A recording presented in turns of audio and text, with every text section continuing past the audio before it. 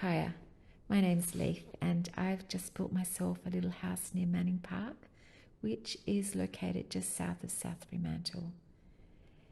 This area is Whadjuk Noongar country, and I offer my respect to Whadjuk elders past, present and emerging.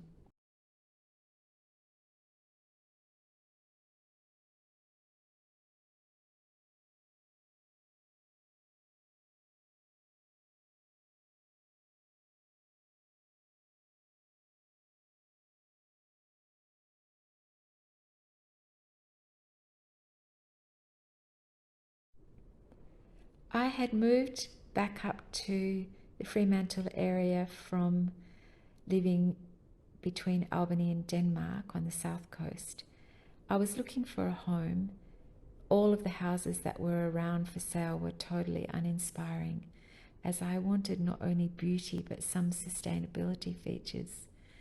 As I was driving around, I saw this north-facing battle axe block near Manning Park, and within an hour I thought, I'm going to build myself my own beautiful and sustainable house. And that's about as long as the decision making for that part of the process took. The design process was also quite simple. I was very fortunate in that my flatmate's partner is an architect. His house was part of the Sustainable House Open Day 2 or 3 years ago. I spoke to him after I had bought the block, and he agreed to design the house for me. He made one site visit from memory. I met him. We talked about the design. I did a lot of ideas. I wanted single story, easy to live in as I get older. And the only thing I recall saying really that I had always wanted was a deck or a courtyard in the middle of the house. He came back to me in a couple of days with this design, which pushed the house right to the boundary, 3 boundary walls, so all the rooms face north, and I maximised the garden space, which is really important to me because I like to grow a lot of my own vegetables and fruit. As I said earlier, beauty and sustainability matter to me. I wanted to build a little jewel of a house, something that would appeal to me aesthetically, as well as being as low impact as possible to live in. I've been on a bit of a mission over recent years to shed belongings, so I don't have a lot of storage, and I do enjoy the challenge of living with lots of storage, but it does seem to be working really well. The block was sloping east-west, so we had to work around that in the design.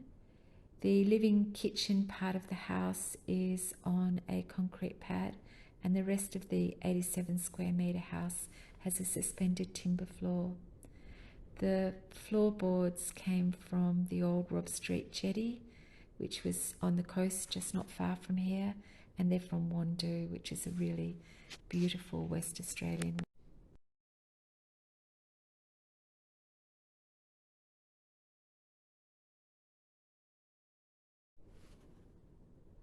The boundary walls are double brick with insulation. The external walls are all 120mm thick, again so I could insulate more highly. The subfloor, there is insulation between the subfloor and the floorboards as well, and of course in the raked ceiling.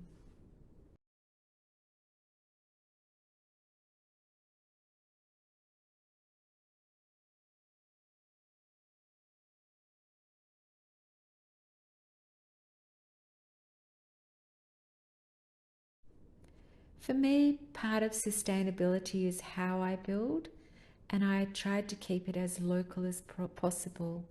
I used my friends and the people that they knew.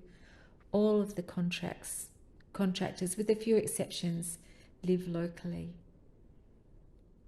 I wanted it to be a good experience for everyone who worked on the job, including paying them properly, treating them with respect, and hopefully you know, having them walk away feeling like they had helped create something really lovely that was a good experience for them. My grandson was very enthusiastic about the whole build, as you can see here, and right from the beginning, my partner and my friend Charlie made sure that I got the owner-builder process off to a good start by making sure that the foundations were great, the retaining walls were all done really well, and basically that a rather slightly difficult site was ready to go. I'm very grateful to them.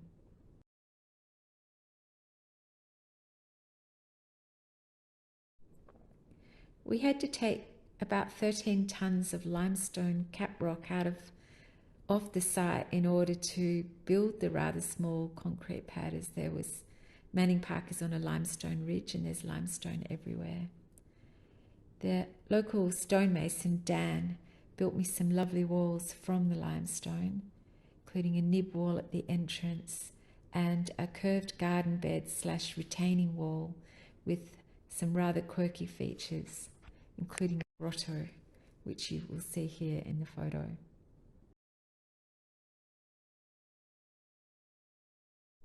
The concrete floor has two lovely terrazzo inserts made by my stepdaughter Jessie.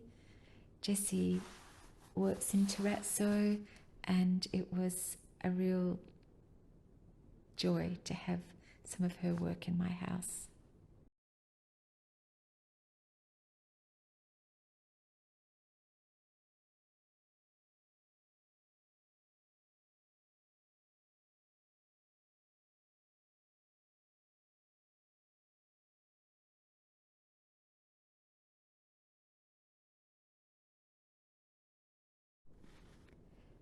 I have a 7.5 kilowatt solar system and 2 batteries, so I decided very early on that I was going to have underfloor heating in the terrazzo floor, and I have really enjoyed having it.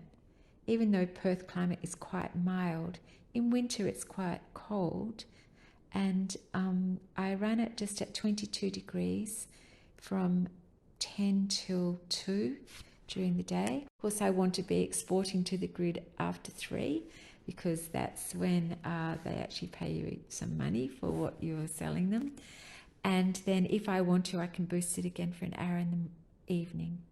It works really well in conjunction with the solar and just takes the edge off the cold. I'm not quite sure why everyone doesn't do this. It seems like a total win for me. It gets really hot in Perth in summer, and we rely on the afternoon sea breeze, the Freo Doctor, to cool us and our houses at the end of the day. Every window has 2 banks of louvres for good cross ventilation, and the living area windows are low E louvered and double glazed fixed panels. This seems to work really well, but I do also have a split system for when it's really hot over a few days.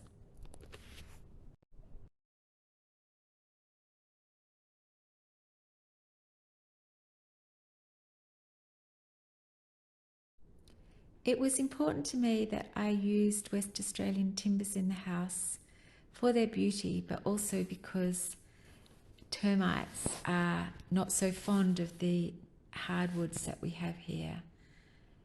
It was also really important to me that they were sourced secondhand or sustainably. I didn't want any new West Australian timbers. I was really lucky in that a woodworker friend knew someone who had bought timber when a mill closed down, and that is the jarrah that I've clad the house in. I had it milled to my specifications. There are different size widths that were given to me, and I just worked with that, and it's worked out beautifully. I plan to let it go grey over the years in true West Australian style. Another important aspect of sustainability is not buying everything new, and nearly all of my kitchen appliances were sourced on Gumtree. It took a bit of effort looking around for them, but actually it didn't take all that long. Even the granite for the bench tops came from Gumtree.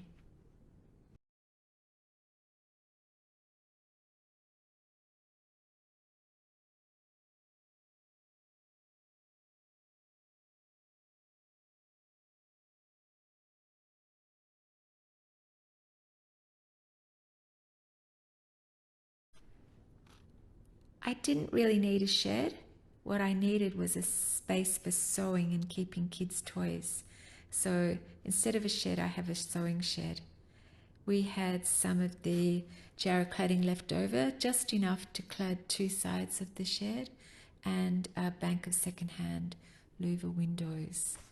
I have and also do have a bit of storage in my garage for outside things.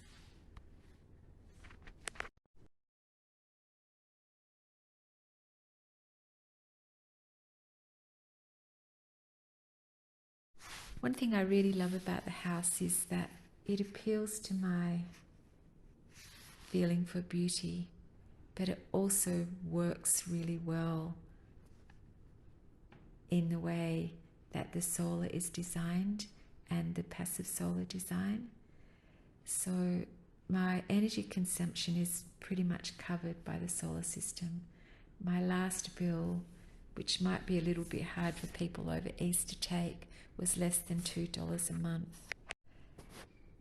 I'm aspiring to an electric car, and I did build in the connection for that into my garage. Thanks for spending this time with me talking about my house. I hope I've given the sense that I tried very hard to create not just a thing of beauty, but a house that worked energy-wise.